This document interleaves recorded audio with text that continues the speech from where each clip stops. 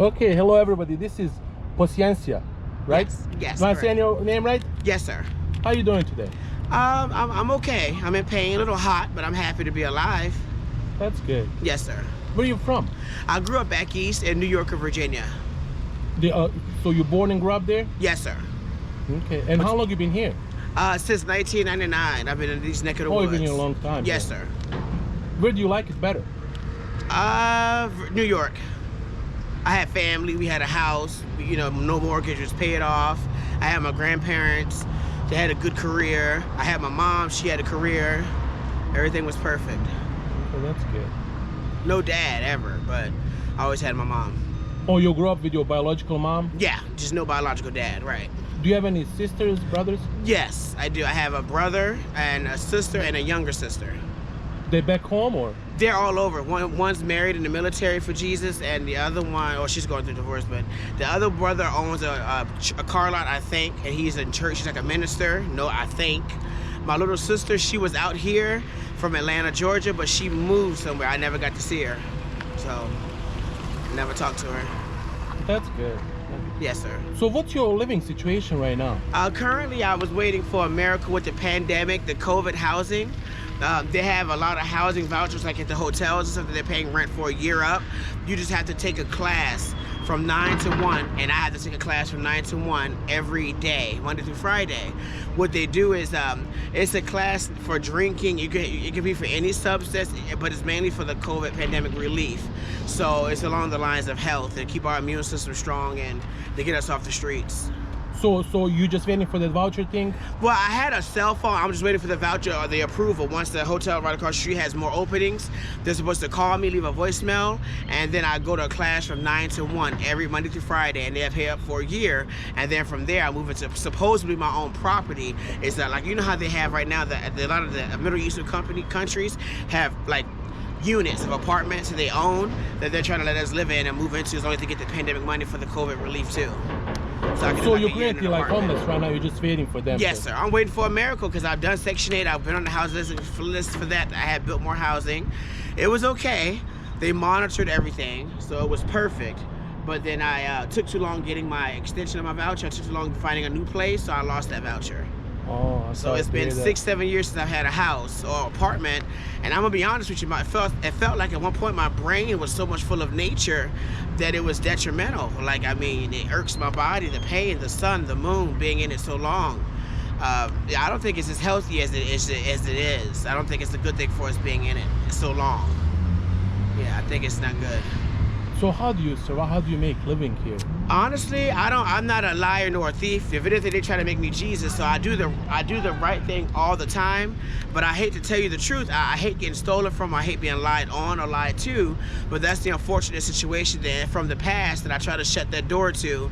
I mainly ask. The Bible taught me that if I ask, I'll receive the goodness, not a disease, not famine, but I'll receive the goodness of what I'm asking for, meaning I ask for help every day.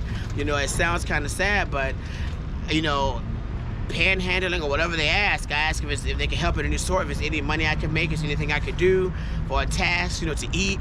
And believe it or not, it's pretty good guys like you that own a restaurant or go to a restaurant and they'll bring it to us. They'll think about us. I've had people bring me food like Olive Garden, something like it, some exquisite company like that. I had people bring me Applebee's before or IHOP, you know.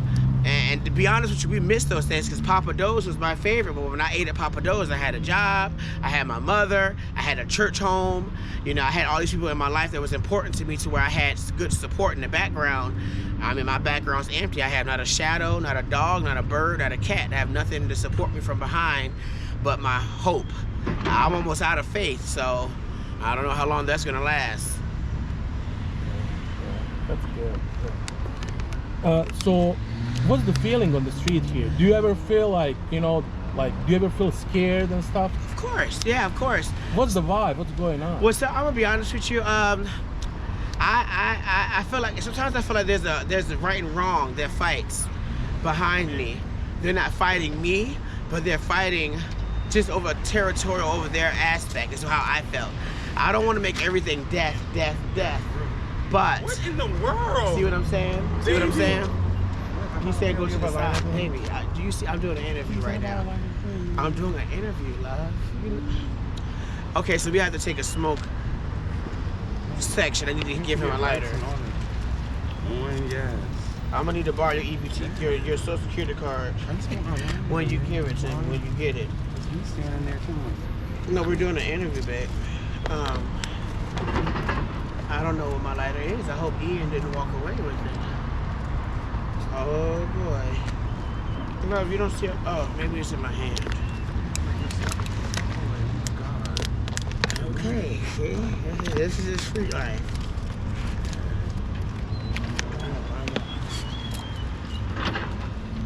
That's my Yeah, buddy, bitch what's right your there. name? My name is fucking Yosemite Samuel Johnson.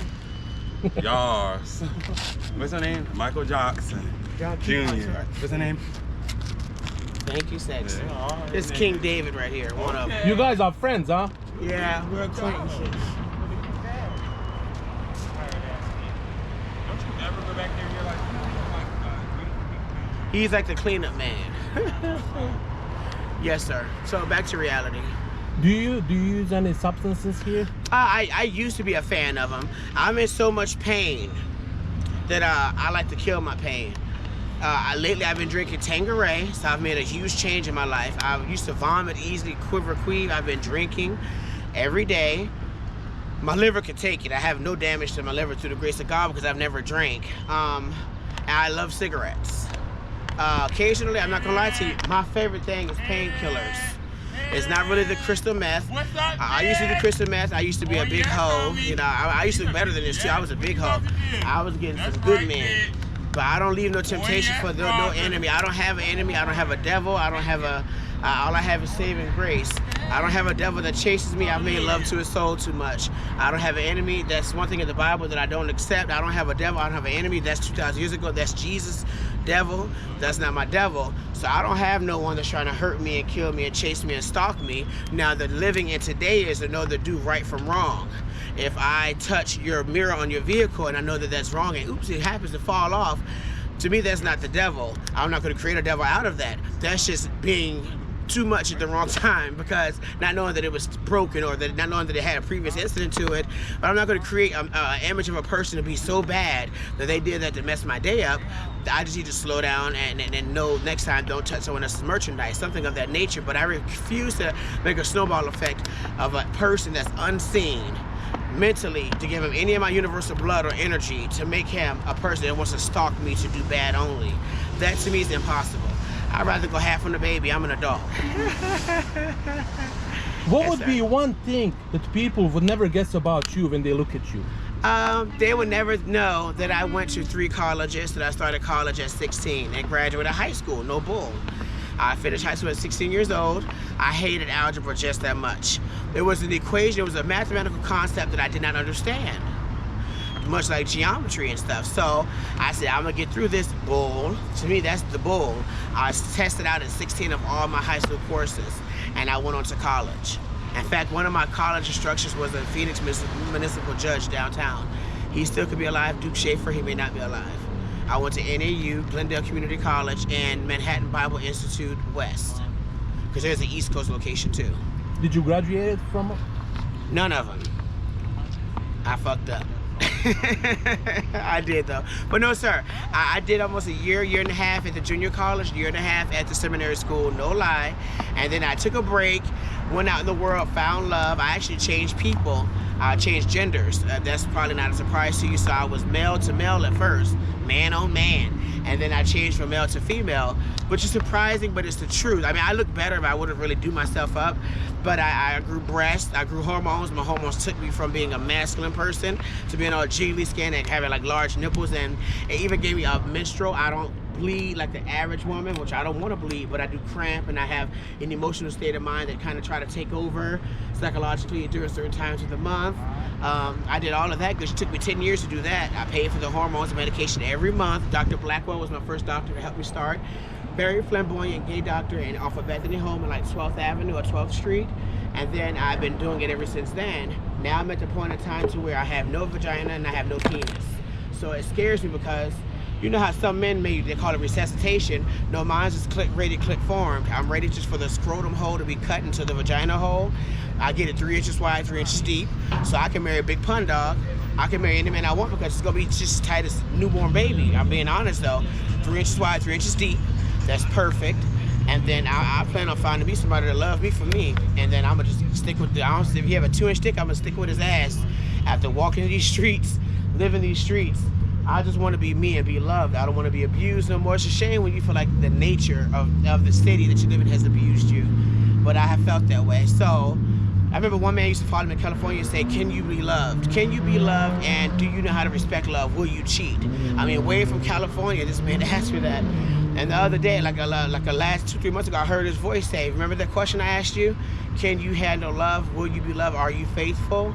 And I said, damn, you know, that was over 6 years ago that someone asked me that question. And truth be told, hell yeah. Like I said, if I get a man that got 1-inch dick, I'm gonna love him. I'm gonna suck the soul out of it, but I'm gonna love him beyond his pain. I won't cheat. I want to be held. I want to be rebuilt in my form, my style, my way. I want to be renewed. I want to be uplifted. I want to feel safe and secure. I don't want him to be embarrassed of me, so I must prepare myself in a better form. And I'm capable of doing anything in that area. I just don't want to die, and I know opposites, and I damn sure just don't want to, you know, lose myself. I mean, I've come this far. I've come too far to give up now. And listening to the Bible, I didn't want to be man on man, so I changed my license as female now. And how old are you now? I'm 36, so it kind of sucks, you know. And my mom. If you could go back to any age, which one would you choose? If you wanna start over, which age would you go back to start over? What would I do? No, I mean, if you wanna start your life over. Would you ever go back to any age? What age would I go back to? Yeah. 23. 23, I was in college. Or 16. If I go back to 16, I was still at home with my mom. I wouldn't be disrespectful. I wouldn't run my mouth, you know. I'd be obedient. I'd be quiet. I'd be like, shit, well, we already know how this shit went last time. You know what I'm saying? Now, I wouldn't die for that feature. If I could do a time machine to go back, but mentally be there, and my looks be there, and everything coincide, but I'd have a mental disability or some kind of physical loss, like losing my flesh and my brain and losing my body, then heck yeah, I'll go back to 16 or 23. That's it. You know, I'll do 16 probably because I'll be back in college. I have financial aid, financial rewards. I'll be at home. I have my first vehicle. My credit will be totally clean slate.